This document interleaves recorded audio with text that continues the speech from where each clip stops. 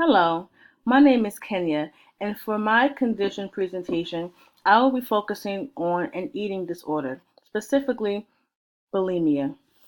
According to the National Eating Disorders Association, bulimia is defined as a serious, potentially life threatening eating disorder which is categorized by a cycle of binging and compensatory behaviors. Self such as self-induced vomiting, designed to undo or to compensate for the effects of binge eating. According to the DSM-5, there are five criteria surrounding bulimia disorder. One of the criteria are recurrent episodes of binge eating. An episode of binge eating can be categorized as eating in a discrete period of time, like within a 2 hour, 3 hour, 4 hour period, eating in a discrete period of time, an amount of food that is definitely larger than most people would eat during a similar period of time and under similar circumstances. For example, one may try to eat four hamburgers and four french fries within a 2 hour or even 1 hour time period. Excuse me. Another example of a binge episode is when one has the sense of lack of control over eating during the episode. For example, they may feel as though they cannot stop eating or that they don't have control over what or how much they are eating.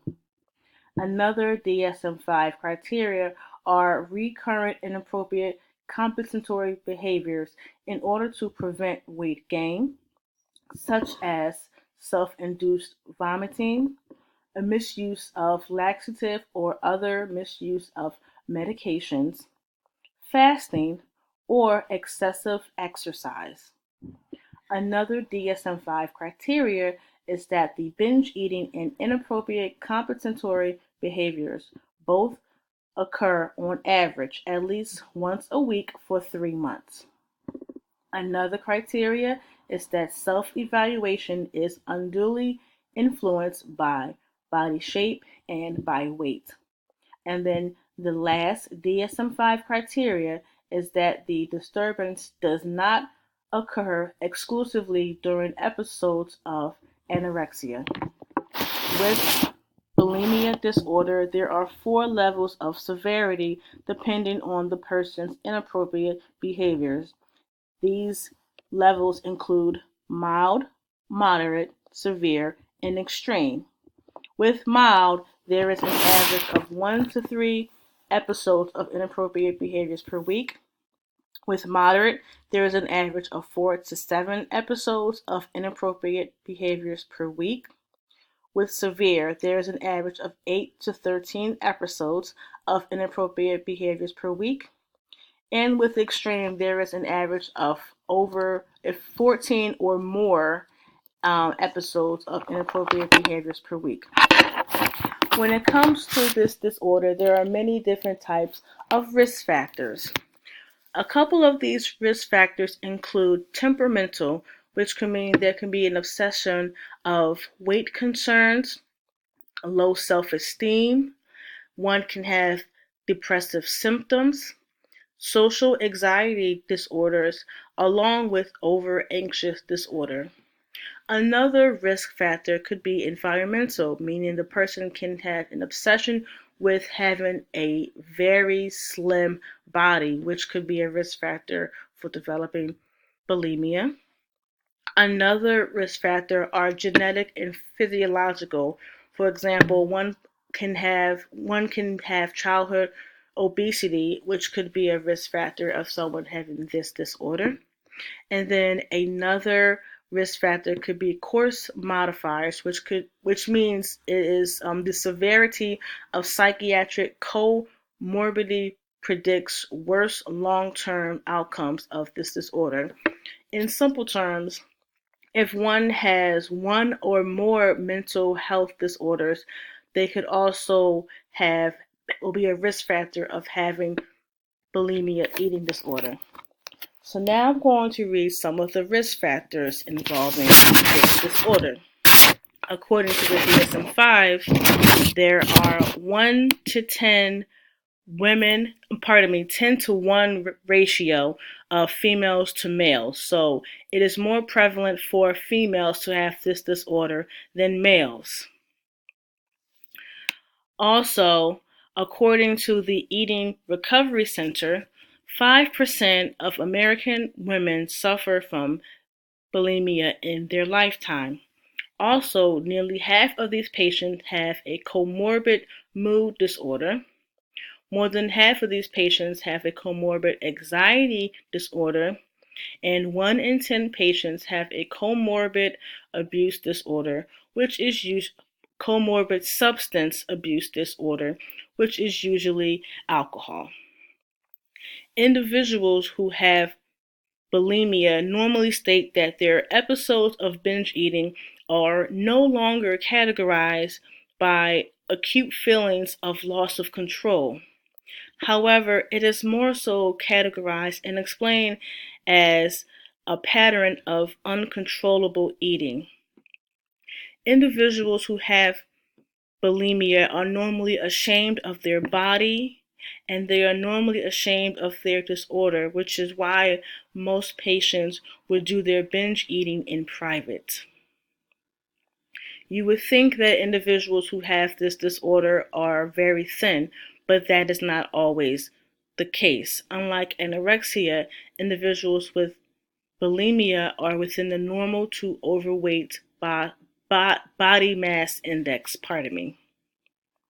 One of the more prevalent and popular, if you will, effects of inappropriate behaviors are self-induced vomiting. It has been said that individuals who do self-induced vomiting experience an immediate relief of physical discomfort and have a reduction of fear of weight gain. When it comes to this disorder, it occurs in adolescence and young adulthood stages of development. Bulimia has been reported in many countries such as the United States of America, Canada, Australia, Japan, New Zealand, South Africa, and other European countries. Bulimia is not limited to one race or ethnic group. However, the most prevalent group of people who have been reported having this eating disorder are people from the Caucasian background. Some of the bodily and physical symptoms of bulimia are, but are not limited to, fluid and electrolyte abnormalities, frequent diarrhea and frequent dehydration, significant and permanent loss of dental enamel due to self-induced vomiting, calluses or scars on the hands due to self-induced vomiting, developing sleeping problems, dizziness, irregular menstrual cycles, a fluctuation in weight loss or a fluctuation in weight gain, dry skin, yellow skin, muscle and bone weakness, as well as dry and or brittle hair. Another risk factor that I did not mention earlier is suicide. When individuals have bulimia, there's a high risk of suicide. And when this happens, there needs to be an immediate assessment to see if there are any suicide attempts or if the patient has any suicidal behaviors. However, there is hope for treatment with bulimia. According to Mayo Clinic, one of the most popular ways of treating this disorder is by having psychotherapy. There are 3 different versions of psychotherapy that could be best for your patient depending on your patient's circumstance. One of the versions is cognitive behavioral therapy, which will help the patient normalize their eating patterns, and identify any unhealthy and negative beliefs and behaviors and to replace them with healthy and positive ones. The next is family-based treatment, which would allow the patient's parents, assuming that the patient is a teenager, allow their parents and family to be involved within the treatment process. And lastly, interpersonal psychotherapy, which will address any type of difficulties in close relationships to help improve the communication and problem-solving skills. Along with psychotherapy, medications can be helpful also. Most doctors would prescribe an antidepressant medication along with the psychotherapy. So another way that could help treat this, along with psychotherapy and along with the medications, are nutrition education. And in this instance, there would be a dietitian involved that could help create a healthy eating plan to allow the person to start having a more normal eating pattern.